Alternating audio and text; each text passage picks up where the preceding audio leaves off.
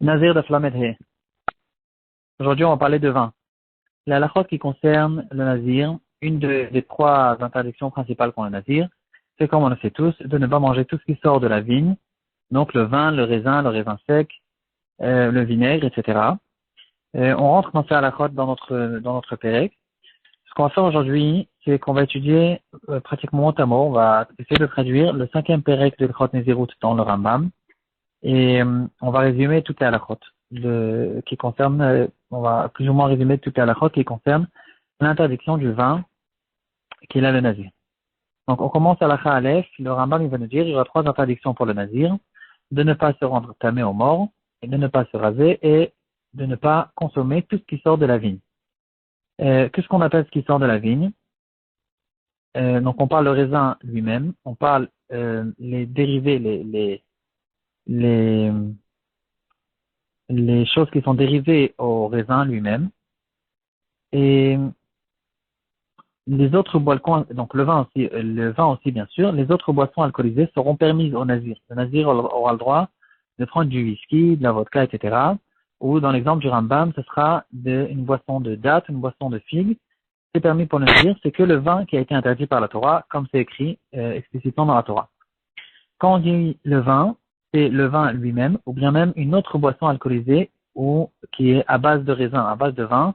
Il y avait apparemment d'autres sortes de boissons, où il y avait certains mélanges de vin. Ça aussi, ça a été interdit par la Torah, parce que la Torah, elle a dit yain et shechar. Shechar, c'est d'autres boissons alcoolisées, mais encore une fois, qui sont à la base de vin. Quand la Torah nous interdit tout ce qui sort de la vigne, donc ici, on va voir encore plusieurs choses qui sortent de la vigne, on passe à la chabet. Le nazir, le Rambam, il va nous dire, un nazir qui a pris une mesure de kazaït, du fruit du raisin, il va prendre les 40 coups. Qu'est-ce qu'on appelle le fruit du raisin? Donc, c'est le raisin lui-même, ou le raisin sec, ou même des raisins qui n'ont pas encore été mûrs, et ce qui sort du raisin. Donc, les dérivés du raisin, c'est les choses qui font partie du raisin, mais qui ne sont pas importants, comme la peau du raisin et les pépins. C'est des choses qu'on va voir longuement dans la Gemara. Qu'est-ce que c'est zagim? Qu'est-ce que c'est Khartanim, qui sont écrits dans la Torah.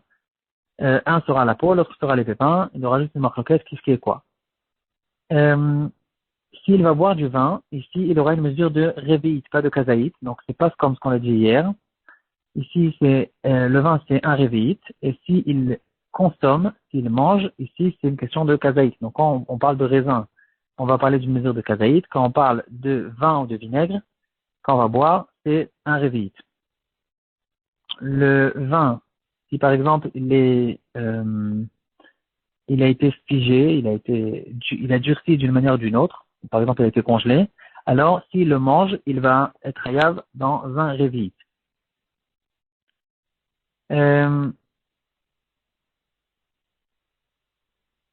vinaigre aussi a été interdit par la Torah. Par contre, il y aura certaines choses qui n'ont pas été interdites dans la Torah. La Gemara a fait des longues drachot pour essayer de voir qu'est-ce qui rentre dans le cadre du raisin, qu'est-ce qui ne rentre pas. Et la halakha sera que s'il mange les feuilles de la vigne, ou bien toutes sortes de fils, ceux qui connaissent la vigne, on peut remarquer qu'il y a toutes sortes de fils, un peu en forme de ressort, comme ça, qui sortent de la vigne. Ça aussi, ça a été permis par la Torah, parce que ça ne fait pas partie du raisin, ou bien des dérivés du raisin. C'est partie de la vigne elle-même, et donc ça a été permis.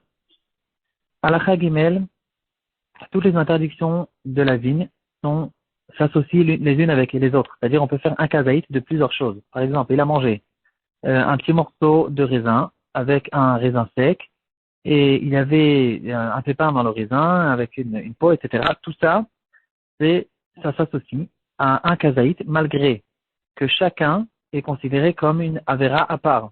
Comme on va voir plus tard dans le Rambam, chacun est considéré une avera à part. S'il va prendre, par exemple, un kazaït de raisin sec, un kazaït de pépin et un kazaït de peau, il va prendre 4 malkoutes.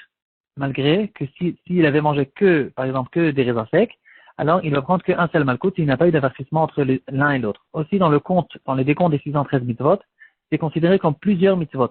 Et quand même, ici, il y a un chidouche spécial, qu'on dira que malgré que c'est plusieurs avérotes, alors ça s'associe pour la mesure du kazaït. À propos de la boisson, il va faire un mélange entre un révéite, par exemple, il va prendre un demi-révéite de vin et un demi-révéite de vinaigre, aussi, ça va s'associer, et il va prendre le malkout. Alakha Dalet, le Rambam nous dira que quelque chose qui a été permis ne va pas s'associer avec quelque chose qui a été interdit. Par exemple, le vin qui a été mélangé avec du miel, à l'époque, ils avaient l'habitude d'avoir apparemment une certaine boisson alcoolisée. On peut retrouver à plusieurs endroits. Le miel, une sorte de boisson alcoolisée. Ici, il a mélangé du vin avec du miel. Quand il aura mangé le mélange, il n'aura pas le malkot, à moins qu'il a réussi à manger un kazaït, mais c'est-à-dire qu'il a de pras. Parce que tout le temps, quand on dit manger, dans toute la Torah, que ce soit pour les mitzvot ou pour les interdictions, c'est manger une certaine mesure dans un certain temps. Et c'est-à-dire la mesure de kazaït, mais c'est-à-dire qu'il a de pras, par exemple 4 ou 5 minutes. Si dans ce mélange, il a réussi à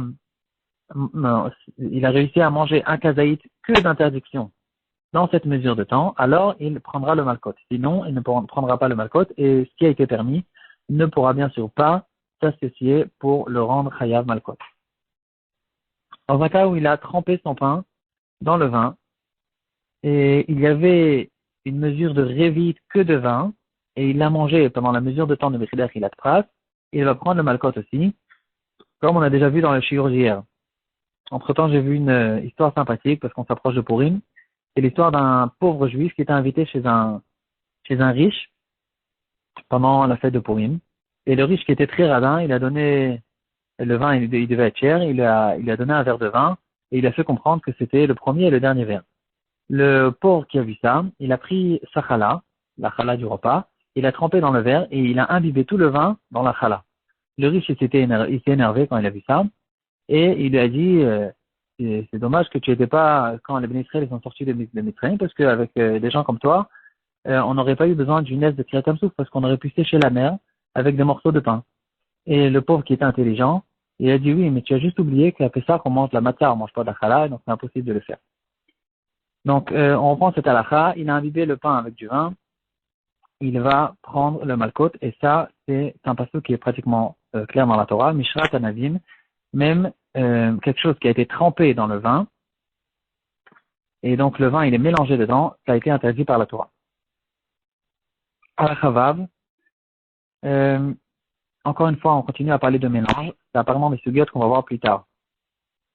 Un mélange de vin avec du miel, dans un cas où on ne sent plus du tout le vin, il n'y a que le goût du miel, d'après le Rambam, c'est permis complètement pour le nazir parce que c'est l'interdiction du nazir, c'est un vin, et quand il consomme quelque chose qui a le goût du vin.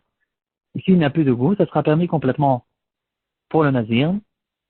Et si par contre il y a le goût du vin, alors on revient à notre halakha qui dira que il ne prendra normalement pas malkout à moins qu'il a réussi à prendre que de vin, un kazaït, dans un laps de temps de Birda Chilat Pras. Et donc ça sera interdit que Midera Banane, si ce n'est pas le cas. Et donc il va prendre que les coups Makat Mardot qui sont Midera Banane. Le Ravad n'est pas d'accord avec ça, mais on va quand même continuer. À la Chachet, le Rambam nous dira un nazir qui a mangé un kazaït de raisin, un kazaït de pépin, un kazaït de peau de raisin et un kazaït de raisin sec. Après, il a bu un révit de vin ou bien de jus de raisin. Il va prendre 5 malcotes. Mis à part les 5 malcotes, il y aura tout le temps encore un malcote sur l'interdiction qu'il a de désobéir son néder, parce que le nazir, mis à part le fait que c'est un nazir, il a pris sa nézéroute par un néder, et donc il y aura encore le malcoute habituel qu'il y a à propos des nédarim. Encore certains cas qui ressemblent.